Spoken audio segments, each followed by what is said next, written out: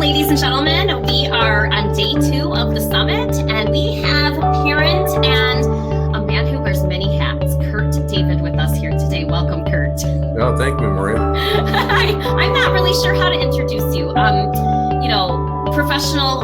Retired professional athlete, former professional athlete. You are an author. You are a business owner. You were a school counselor for, many years, correct? Go ahead, Yes, tell us. almost 30, yes. Almost 30. So tell us a little bit about what you do.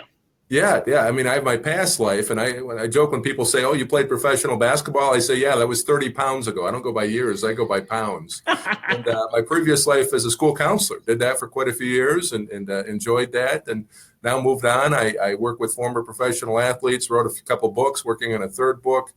I have a TV show as well that I host, in which I interview former professional athletes about their life after pro sports.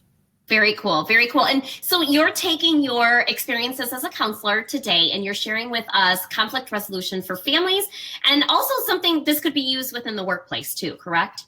Absolutely. Yeah. Conflict is one of those things that none of us can avoid. I mean, we can try to pretend it doesn't happen, but conflict happens all the time, whether it be in a family or workplace, it's all around us. And so the key isn't to try to avoid conflict, it's how do we handle it? How do we handle it? Okay, because we're not going to avoid it. So let me go ahead. We're going to share the screen here, and you're going to get started, and you're going to help us, and we're going to walk away feeling really good.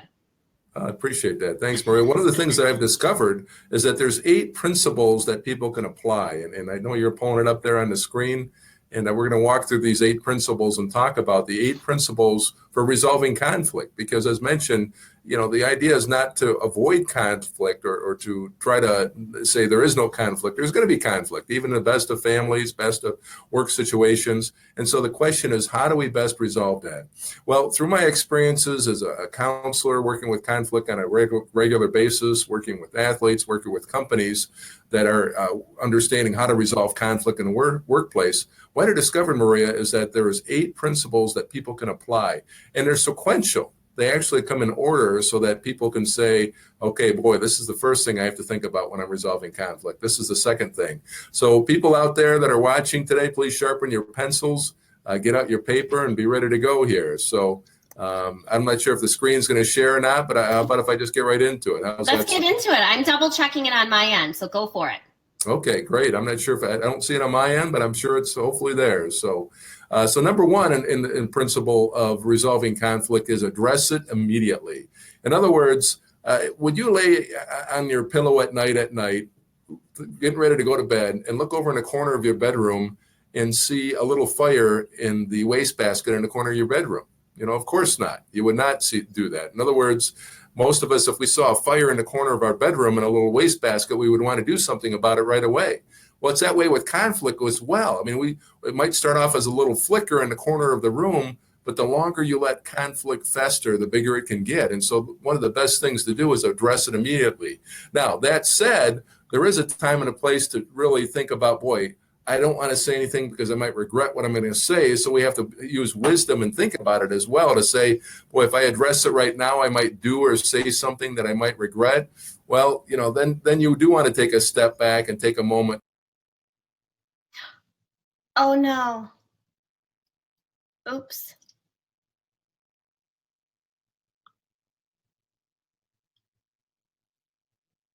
Are we good? Yes. I can't really share the screen much larger than this, but Okay. Continue going. Yes. All right. So address immediately is the first thing. The second thing is do not gossip. And this is a difficult one because it's easy for us to say, boy, I can't believe that so-and-so did that, or can believe that he said that to me or did that to me. Not that there's not a time and a place to seek advice, right? This is different. In other words, if I want to go to somebody and say, boy, I had this conflict and what do you suggest? Or, how did you handle this in the past? That's different.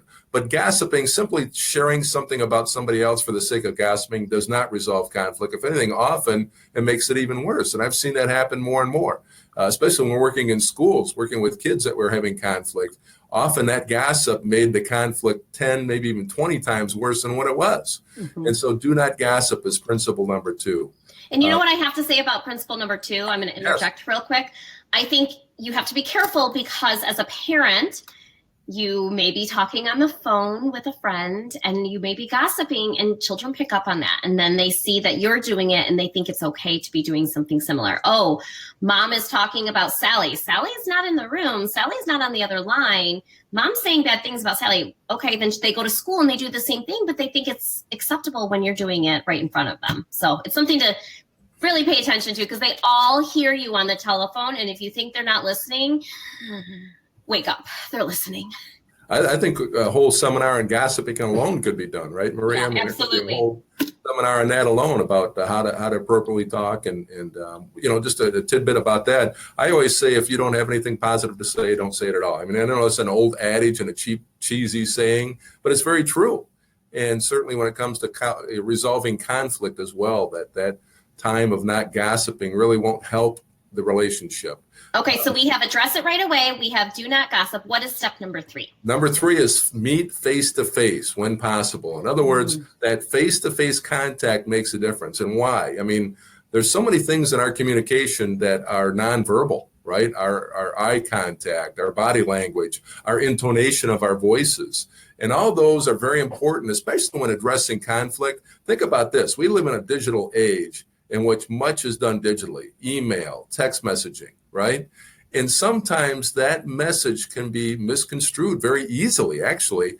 I mean, I could say the same words, I like your hair, in a text message, and it can mean 3 very different things, right? And so that is why it's so important not to address conflict, if you can avoid it, via text message or email. Understanding that every once in a while, perhaps it's a long distance relationship, and so a face-to-face meeting is not possible. But then the next best thing is a phone call, because then at least you can hear the voice intonations and hear the voice, of the other person, and really you can hear what they mean through that voice as well. So meeting face-to-face is really important when resolving that conflict. And so address it immediately, do not gossip, meet face-to-face, and then the next step really is the cement of all of it, to be honest, Maria. This is where, if you don't do this step, chances are the conflict won't get resolved. And it's called a firm relationship. In other words, you're going to affirm that relationship of what you're having a conflict with, the person you're having a conflict with. If you skip that step, chances are you're probably not going to be able to resolve it effectively. Now, what's a good way to affirm a relationship? Well, as an example, I might say something like, hey, I'm a little uncomfortable right now because there's something that happened, but I really value our relationship. It means enough to me that I want to say something to you about it, right? That's affirming the relationship.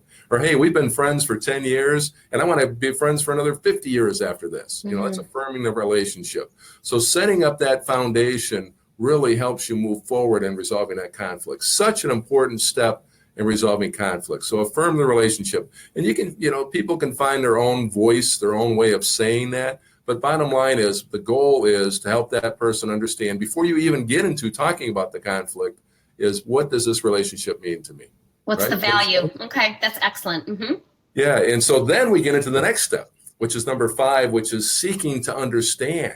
In other words, understanding the other person's side of what happened in a conflict. Hey, you know what? I noticed you raised your eyebrows when I said this, and it kind of bothered me. Help me understand what was behind that. Or, I noticed you didn't say something to me when I expected you to say something. Help me understand that. And so we're seeking to understand. Notice too, Maria, that there's a sequence to this, right? Often, unfortunately, in conflict resolution, one of the first things we want to do is get right into us and what I'm upset about and why, and right? So in this, we're really focusing on the other person and first. Absolutely, seeking to understand. So we're affirming the relationship, then seeking to understand them, why it is that they're upset about something. Abe Lincoln has a famous saying, when he didn't like somebody, he says, boy, I don't like that person. I need to get to know them better. Right? And it's the same way in conflict. If there's something that you want to understand better, seek that first, understand the other person and what it is that they're trying to say. Right? Does that make sense? It makes complete sense. And I actually had a lot of conflict with a family member, and we went to therapy together, and we were in therapy for a really short period of time, because once I actually heard the other person's side of the story and their experiences in the same situation, it cleared it up for me. Like I had Yeah. never known that the other person was suffering and had all these things going on. And had I been able to see that, we would have had a couple more years of healthy, relationship there.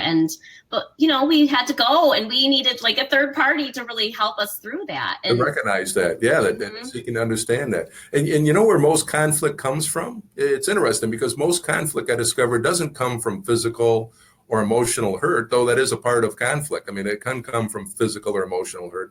Most conflict comes from a lack of expectation. In other words, somebody expected something to happen and it didn't happen. And as a result, the conflict happened.